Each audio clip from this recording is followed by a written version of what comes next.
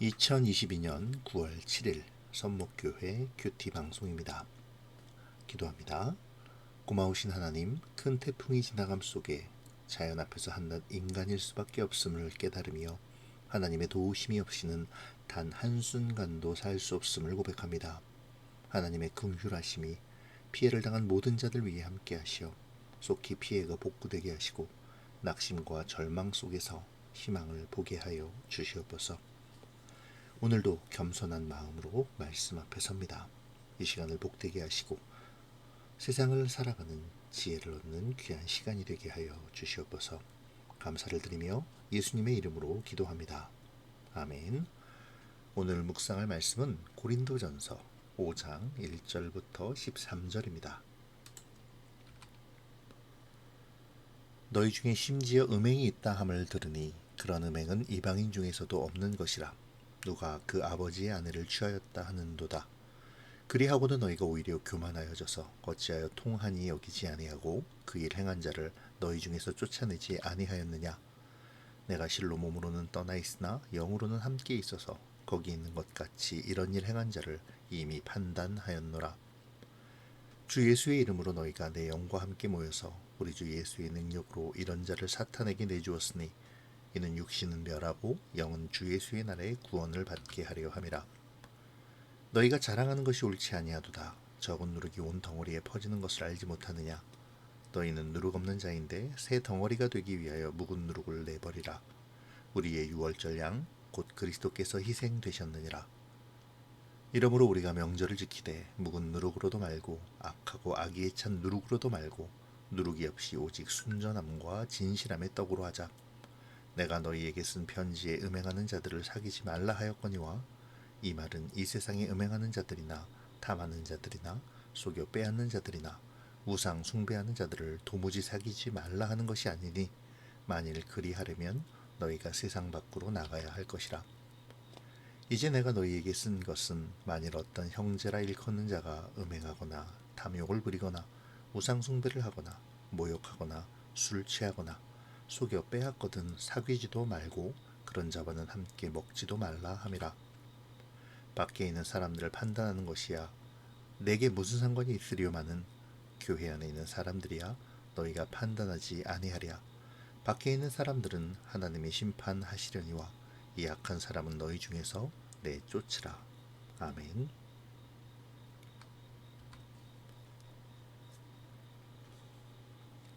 오늘 본문은 고린도 교회 성도들의 도덕적인 방종의 문제를 다루며 교회의 순수성을 지켜야 함을 알려줍니다. 먼저 바울은 고린도 교회 내에서 이방인도 하지 않을 범죄가 있다고 책망하는데요. 이 범죄는 차마 입에 담기도 부끄러운 범죄입니다. 그래서 바울은 이방인 중에서도 없는 것이라고 말하죠. 이는 불신자들로부터도 범죄라 손가락질을 받을 만한 일이라는 것을 말하는 것으로 바울이 얼마나 이 일을 심각하고 부끄럽게 여기는지를 알 수 있습니다. 하지만 바울이 더 부끄럽게 여기는 것은 이러한 사실을 고린도 교회가 징계하지 않는다는 것이죠.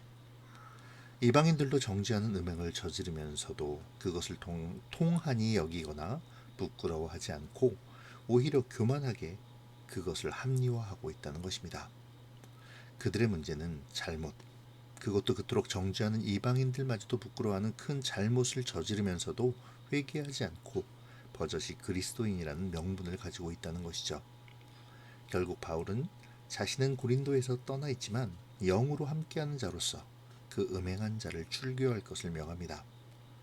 사탄에게 내주었다는 말로 그가 더 이상 하나님의 나라, 교회에 속하지 않았음을 선언하죠. 하지만 바울은 그럼에도 하나님의 은혜와 긍휼이 완전히 그에게서 떠난 것이 아님을 밝힙니다. 비록 육신은 멸하게 되어 교회에 더 이상 들어올 수 없게 되었지만 그가 회개하여 영이 소생하는 날 그는 다시 그리스도의 은혜와 긍휼을 얻을 수 있을 것이라고 선언하죠.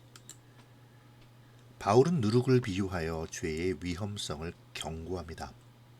누룩이 온 덩어리에 퍼지듯 죄악 역시 한 사람 전부를 망하게 하며 더 나아가 공동체 전체를 망가뜨릴 수 있음을 경고하죠. 그러면서 유대인들이 유월절에 누룩이 들은 빵을 다 태워버리는 것처럼 죄악을 드러내어 회개하며 그 죄악에서 벗어날 것을 권면합니다. 오직 순전함과 진실함의 모습을 갖추라는 것이죠. 그러한 모습이 그리스도인의 참된 모습임을 강조합니다. 이어서 바울은 교회와 세상의 구분을 말하는데요. 그리스도인은 구별된 존재들이지만 그렇다고 해서 세상과 분리되어 살아갈 수는 없기에 이 구분을 잘 적용해야 함을 말합니다. 바울은 음행하는 자들을 사귀지 말라고 하지만 이것이 세상의 모든 삶에서 그리하라는 것이 아님을 말하죠. 이는 우리는 구별된 존재이나 구별되지 못한 자들에게 파송된 존재로서 세상 속에서 우리가 어떻게 그들을 대해야 하는지를 알려주는 것이기도 합니다. 바울은 그리스도인이 세상에서 죄인들과 살아감마저도 금하지 않죠. 다만 교회 내에서 그러한 자들을 용납하지 말 것을 가르쳐 줍니다. 세상에서 세상 속 죄인들에게 그리스도의 거룩을 기대할 수는 없습니다. 그렇다고 해서 그들과의 관계를 끊어버리고 세상을 살아갈 수도 없죠. 그들 속에서 그들과 함께 살아가며 그들에게 복음을 전해야 합니다. 하지만 교회는 거룩하도록 구별되어 부름받은 공동체입니다. 그렇기에 그러한 세상의 죄악들, 곧 음행이나 탐욕, 우상숭배와 모욕, 술취함, 방탕함, 속임과 빼앗음 등의 세상의 가치와는 분명히 구별되어야 하는 것도 사실이죠. 바울은 그리스도인이 이 다른 두 가지의 태도를 명확히 구분하며 살아가야 할 것을 가르쳐 줍니다. 세상에서의 기준과 교회 공동체에서 가져야 할 기준, 교회와 세상 사이의 경계를 말하고 있습니다. 사실 교회가 세상 속에서 정체성을 찾기는 참 어렵습니다. 교회는 분명 세상으로부터 구별된 공동체인데 여전히 세상 속에서 살아가야 하기 때문이죠. 하지만 세상을 향한 교회의 역할을 생각한다면 의외로 쉽게 교회의 정체성을 발견할 수 있습니다. 교회는 세상으로 보내심을 받은 존재이죠. 우리는 이 정체성을 분명히 인식해야만 합니다. 그러므로 교회는 세상 속에서 세상의 사람들과 교제하지만 결코 세상에 속하거나 세상과 같을 수는 없습니다. 이것이 바울이 오늘 본문을 통해 말하고자 하는 요점이죠. 오늘 우리의 묵상이 이러한 배경 아래서 이루어지면 좋겠습니다.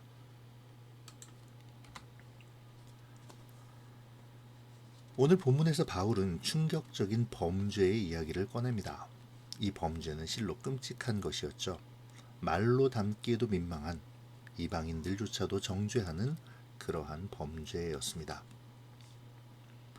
하지만 더 끔찍하고 부끄러운 것은 이 사건이 부끄러운 것으로 통한이 여겨지지 않고 회개와 징계 없이 그대로 덮어진 것이었죠. 바울은 이렇게 음행의 범죄보다 잘못을 바로잡으려 하지 않는 공동체의 상태를 더 심각하게 여기고 고린도 교회 전체를 강하게 책망하고 있습니다. 너희가 오히려 교만해졌다라고 말하는 바울의 책망은 이러한 교회의 모습이 굉장히 심각한 상태임을 드러내주죠. 그들은 이러한 괴이한 악행을 심각하지 않은 것으로 받아들이고 옛 이방인의 습관대로 살아가고 있었습니다. 악행을 하면서도 회개하지 않으며 버젓이 그리스도인이라는 이름으로 살아가고 있었죠. 범죄하는 것도 위험하지만 그 죄에 대하여 원통함이 없이 회개하지 않는 것은 더 큰 문제입니다. 거룩하게 구별되어 구원받은 존재인 그리스도인이라 할지라도 아직 죄성을 가지고 있는 성화의 과정을 거치고 있는 사람들이기에 죄에 대하여 민감하게 반응하다가도 아차 실수하여 범죄할 수 있죠. 하지만 문제는 그 범죄에 대하여 무감각해지고 잘못을 깨닫지 못하며 돌이키려 하지 않는다는 것입니다. 그러면서도 자기 자신은 그리스도이니 내가 예수님을 믿으니 나의 죄가 용서받을 것이라고 당당하게 생각한다는 것이죠. 회개하지 않으며 잘못을 수정하려 하지 않으며 내가 거룩한 백성이라 주장한다는 것입니다. 하지만 바울은 오늘 본문을 통해 그러한 것이 교만이며 책망받아 마땅한 것이라고 강하게 꾸짖습니다. 또한 그러한 죄악을 징계하지 않고 용납하는 교회 공동체에 대해서도 분명하게 책망하죠. 이 시간 말씀을 묵상하며 우리를 생각해 봅시다. 우리는 잘못을 행하면서도 회개하지 않고 옛사람의 습관대로 살아가고 있지는 않습니까? 그러면서도 그리스도인이라고, 하나님의 백성이라고, 그러니 나는 구원받았고 하나님의 도우심을 받아 잘 되는 복을 누릴 자격이 충분하다고 그렇게 하나님 앞에 나를 내세우며 주장하고 있지는 않습니까? 이것을 바울은 교만이라고 말합니다. 교만은 하나님의 자리에 나를 놓으려 하는 가장 심각한 죄이기도 하죠. 만약 우리가 우리의 습관적인 죄를 혹은 피치 못할 범죄를 그대로 인용하고 회개하지 않는다면 우리는 그리스도인이라 불릴 자격이 없습니다. 물론 우리가 연약한 인간이기에 실수할 수 있겠죠. 헛된 욕심과 정욕에 잠시 눈이 멀어 범죄할 수도 있을 것입니다. 하나님은 자비하시고 사랑이 많으시기에 그러한 잘못을 용서해 주시는 분이시기도 하죠. 그리고 이미 그리스도의 십자가를 통해 대속하셨습니다. 하지만 여기에는 우리가 우리의 잘못을 인정하고 하나님 앞에 다시 돌아온다는 전제가 있음을 우리는 반드시 기억해야 합니다. 습관적인 죄는 사실상 가장 큰 죄입니다. 회개하고 돌이키지 않았다는 반증이기 때문이죠. 이 시간 우리의 습관적인 죄를 기억합시다. 그리고 하나님 앞에 내려놓을 수 있기를 바랍니다. 회개와 돌이킴, 그리고 반복하지 않기를 결단하는 오늘의 묵상이 되면 좋겠네요. 바울은 또한 죄악을 누룩과도 비교합니다. 작은 누룩이 온 덩이에 퍼지는 것처럼 작은 죄악이 삶 전체를 지배할 수 있다는 것이죠. 또 작은 죄악이 교회 공동체 전체를 망가뜨릴 수도 있음을 경계합니다. 이 시간 다시 우리를 돌아봅시다. 우리는 작은 죄악을 얼마나 용납하고 있습니까? 사소한 죄악이기에 그냥 내버려 두어도 된다고 생각하고 있지는 않습니까? 이 정도는 누구나 짓고 사니까 나도 당연하다고 생각하지는 않는지요. 죄는 누룩과 같다는 바울의 말을 반드시 새기고 작은 죄, 사소한 것이라 할지라도 용납하지 않는 우리가 되기를 다짐하는 오늘의 묵상이 되면 좋겠습니다. 더 나아가 우리 교회의 공동체가 아주 작고 사소한 것이라 하더라도 잘못된 일에 동참하며 그 잘못된 일을 옹호하거나 바로잡으려 하는 노력을 하지 않는 그러한 공동체가 되지 않기를 위해 우리 모두 힘쓰기를 다짐하며 기도하는 이 시간이 되기를 바랍니다.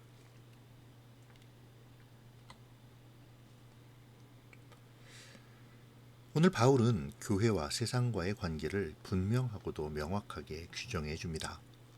교회는 세상에 속한 존재로 불신자들과 함께 살아감을 인정해야 한다는 것이죠. 바울은 사귀지 말아야 할 자들이 불신자들이 아니라 교회 내에서 그러한 세상의 죄악을 짓고 사는 소위 그리스도인 형제라 불리는 자들임을 분명히 말하므로 바울이 책망하는 요지가 무엇인지를 확실하게 밝히고 있습니다. 바울이 이러한 책망을 통해 말하고자 하는 바는 분명하죠. 불신자들과의 삶 자체를 구분하되 그들과 상종하지도 말고 아예 무시하라는 것이 아니라 그들과 함께 살아가면서 교제하되 그들의 죄악을 받아들이는 것이 아닌 그들에게 복음의 삶이 무엇인가를 보여줌으로 선한 영향력을 끼쳐 그들이 복음 안으로 들어올 수 있도록 하라는 것입니다. 사실 이것은 세상으로 보냄을 받은 교회의 사명이기도 합니다. 심판은 온전히 하나님의 몫이죠. 밖에 있는 사람들은 하나님께 맡기고 우리는 교회 공동체의 사명을 감당하면 되는 것입니다. 다만 세상과 같이 되지 않기 위해 우리 안에 악한 것은 반드시 제거해야 하는 것을 기억해야 하죠. 다시 말하지만 우리는 거룩한 존재로 구별되어 부름받은 존재들입니다. 그리고 세상 속에서 여전히 살며 세상에 그리스도의 공의와 사랑, 복음을 나타내어야 하죠. 그렇기에 교회 안에는 죄악이 존재해서는 안 됩니다. 그 어떤 분열도 그 어떤 범죄도 존재해서는 안 되죠. 이를 위해 교회는 끊임없이 자정해야 하고 서로를 돌보아야 하고 사랑의 교제가 쉼없이 이루어져야 합니다. 만약 공동체 안에 범죄하는 행위가 생겨난다면 교회는 그를 사랑으로 권하고 징계해야 하죠. 바울이 밝혔듯이 그 징계로 말미암아 그가 돌이킬 기회를 얻을 수도 있기 때문입니다. 그렇게 교회는 세상에 속하여 세상을 따르는 것이 아닌 세상과 같은 가치관을 가지는 것이 아닌 온전히 세상을 변화시키는 하나님의 나라가 되어야 합니다. 이 시간 우리의 위치를 생각해 봅시다. 우리는 교회로서 세상과 어떤 관계를 맺고 살아갑니까? 상종도 하지 않으며 독야 청청 거룩을 외치고 있지는 않습니까? 세상과 같이 죄악과 욕망을 채우며 살아가고 있는 것은 아닌지요? 교회는 완성되어져가는 하나님의 나라로서 하나님과 세상을 연결하는 다리와 같은 존재입니다. 세상 속에서 세상과 함께 살아가지만 그들의 죄악을 드러내며 깨닫게 하는 복음의 능력을 발휘해야 하는 것이죠. 오늘 우리의 모습이 그러한 교회의 모습이기를 소망합니다. 우리가 속한 선목 공동체가 그와 같은 부름받은 공동체의 사명을 감당하는 교회이기를 바랍니다. 세상에 있지만 세상과는 다른 복음의 삶을 명확하게 드러내는 교회이면 좋겠습니다. 우리의 공동체가 예수 그리스도로 터닫고 복음의 능력 위에 세워진 교회임을 명확히 인식하는 오늘의 묵상이 되기를 바랍니다. 이 시간을 통해 교회로서 우리를 돌아보고 다짐하는 귀한 시간이 되어지기를 소망합니다. 기도로 마칩니다. 좋으신 하나님, 오늘도 말씀을 묵상하게 하심을 감사합니다. 오늘의 묵상을 통해 우리가 교회로서 어떤 모습과 태도를 가져야 할지를 배우며 또 우리가 세상 속에서 부름받은 교회로서의 사명이 무엇인지를 생각하게 하시어 세상 속에서 그러한 교회의 모습을 지키며 사명을 감당하도록 인도하여 주시옵소서. 누룩과도 같은 죄악을 용납하지 않게 하시고 거룩함을 지켜나가는 교회로서의 각자의 삶을 살아가도록 역사하여 주시옵소서. 오늘도 주님과 동행하는 우리가 되어지기를 소망하오며 예수님의 이름으로 기도합니다. 아멘.